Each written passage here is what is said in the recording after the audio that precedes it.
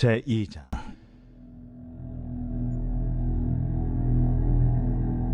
눈의 아들 여호수아가 시딤에서 두 사람을 정탐꾼으로 보내며 이르되, 가서 그 땅과 여리고를 엿보라.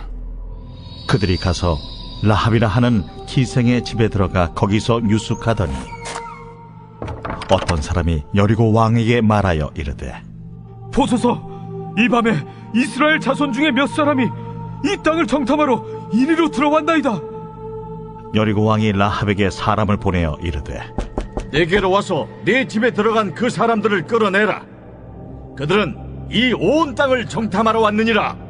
그 여인이 그 두 사람을 이미 숨긴지라 이르되, 과연 그 사람들이 내게 왔었으나 그들이 어디에서 왔는지 나는 알지 못하였고, 그 사람들이 어두워 성문을 닫을 때쯤 되어 나갔으니 어디로 갔는지 내가 알지 못하나 급히 따라가라.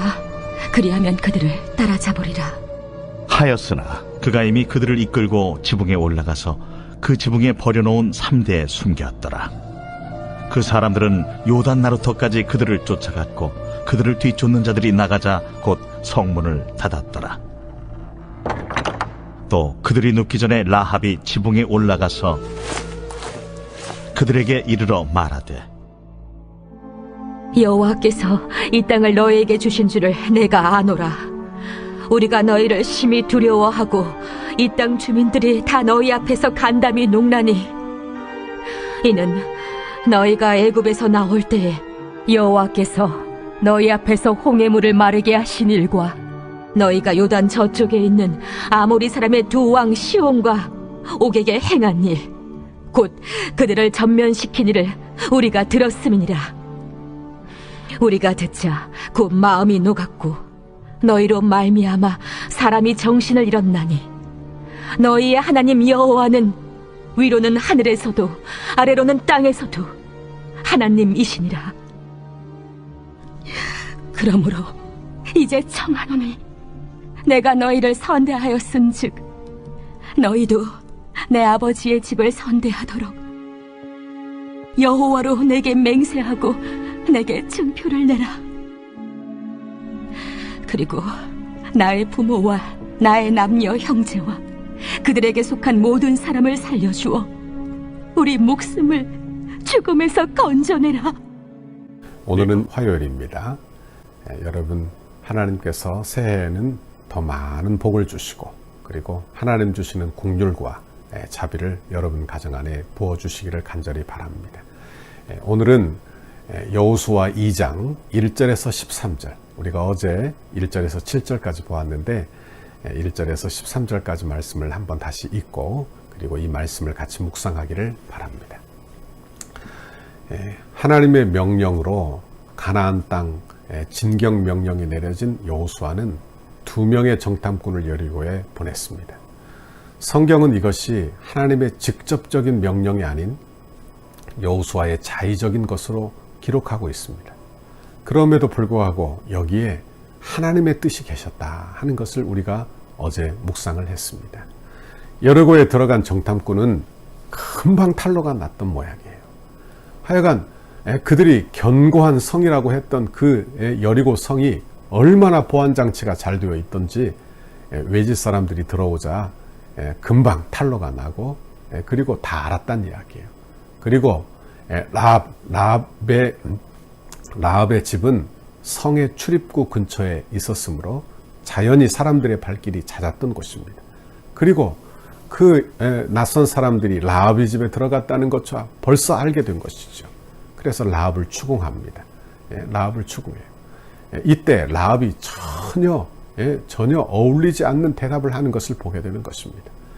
정탐꾼을 숨겨두고 이미 다른 곳으로 도망갔다 거짓말을 하는 것을 보게 됩니다.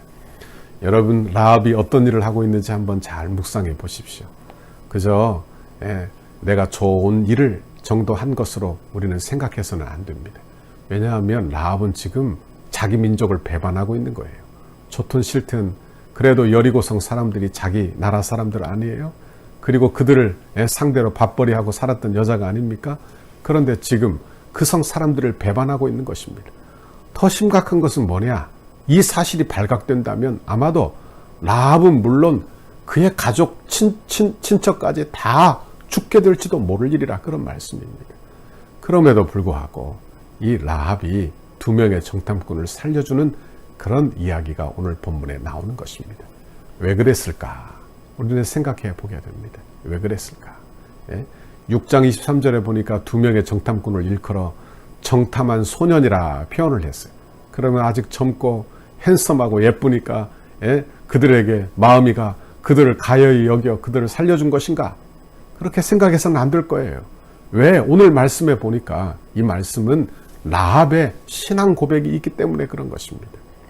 가나안 정복을 앞둔 이스라엘 백성들이 백성들뿐만이 아니라 저와 여러분이 지금 이 여리고와 같은 이 세상에 사는 중에 저와 여러분도 우리가 이 말씀을 잘 묵상하며 은혜 받기를 간절히 바라는 것입니다. 오늘 본문에 보니까 살려준 이유, 목숨까지 걸면서 모험을 감행하면서 살려준 이유가 뭐냐? 9절과 11절에 나타나고 있는 것입니다. 9절과 11절에 보면 먼저 라합은 여리고성 사람들의 마음이 두려움으로 가득 찼음을 고백하고 있어요.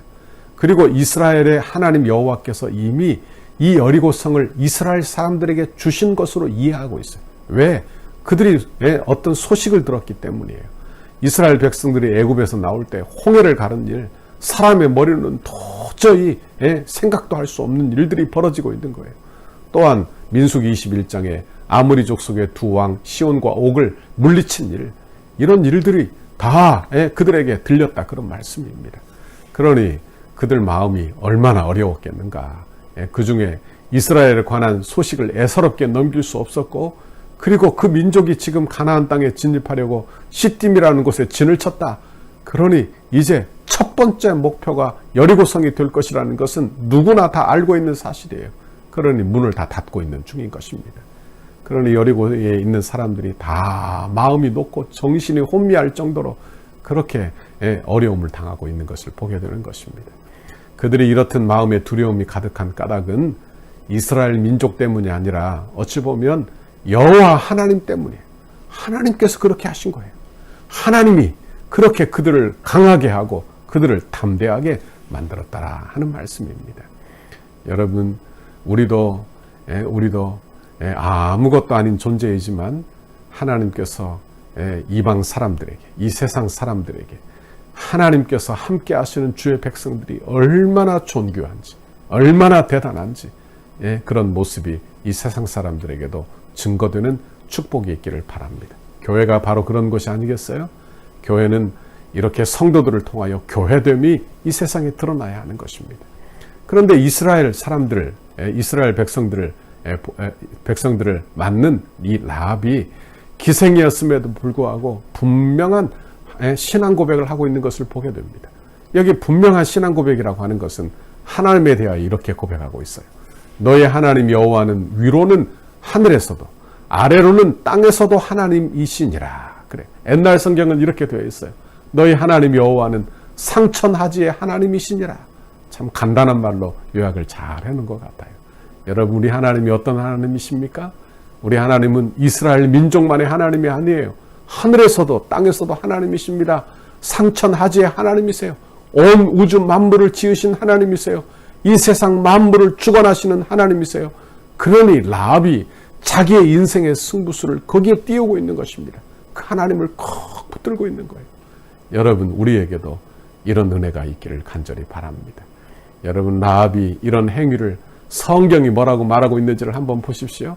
히브리서 11장 31절에 보니까 믿음으로 기생 라합은 정탐꾼을 평안히 영접하였으므로 순종치 아니한 자와 함께 멸망하지 아니하였도다. 그래, 믿음으로 했다. 믿음으로. 야고보서에서도 보니까 이런 말씀이 나옵니다. 야고보서 2장 25절에 보니까 또 이와 같이 기생 라합이 사자를 접대하여 다른 길로 가게 할 때에 행함으로 의롭다 하심을 받은 것이 아니냐. 여기 보니까 히브리서는 라합의 믿음을 강조했다고 하면 야고보서는 라합의 행함을 강조하고 있는 것을 보게 됩니다. 그러니 믿음과 행함이라는 것은 함께 드러나는 거예요. 여러분, 각자 따로 떨어져서 나오는 게 아니라는 말씀이에요. 믿음이 이렇다면 행함도 그렇다, 이렇게 말씀하고 있는 것입니다. 라합, 하나님을 상천하지의 하나님으로 알고 있어요. 그러니까 행함이 어떻게 나타난 것입니까? 그 하나님을 두려워하여 그 하나님의 백성들을 숨겨주는 모험을 하게 되는 것입니다. 신앙생활, 우리의 신앙생활이 어떠해야 할지 우리는 생각을 해보게 되는 것입니다. 우리는 하나님을 어떻게 고백하고 있습니까? 우리 하나님을 상처나지 하나님으로 고백하고 있습니까? 생사화복을 중원하시는 하나님으로 고백하고 있습니까?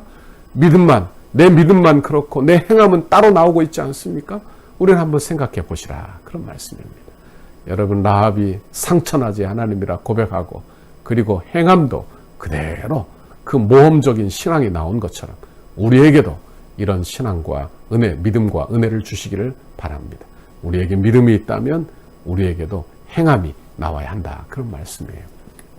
오늘 하루 하나님께서 여러분에게 상처나지 하나님께서 여러분에게 믿음 주시기를 간절히 바랍니다.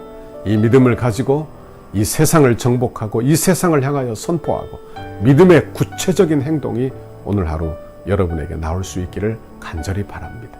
그래서 이 여리고성에서, 멸망받을 성 여리고성에서 라합과 라합의 가문이 라합을 통하여 구원을 얻은 것처럼 여러분의 신앙과 믿음과 그리고 행함을 통하여 하나님의 나라가 이루어지는 은혜와 복이 임하시기를 간절히 바랍니다.